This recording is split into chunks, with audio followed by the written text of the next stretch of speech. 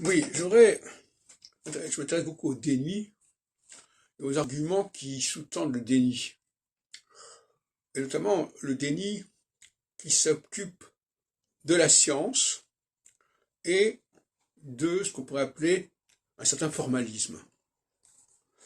Par exemple, dire que deux personnes ne sont pas mariées parce que elles ont passé à l'état civil ou à l'église, c'est un déni.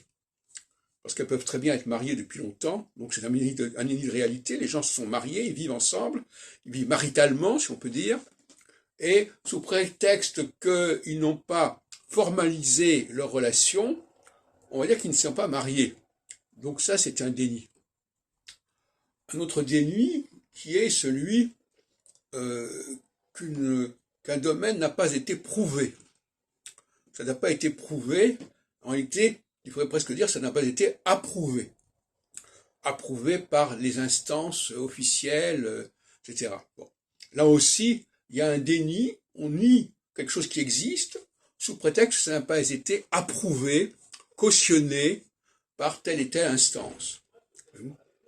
Donc, les processus de déni passent par toutes sortes de systèmes, et en phase solsticiale, par exemple, où l'on essaye de nier la diversité des origines, la diversité des races, la diversité des sexes, eh bien, on va être dans le déni en disant « Ah oui, mais la science n'a pas prouvé qu'il y avait une différence entre les hommes et les femmes, n'a pas prouvé qu'il y avait des différences entre ceux-ci, donc on nie. » En sachant très bien que pourtant, on voit la chose exister, mais on peut se permettre de dire que ça n'existe pas.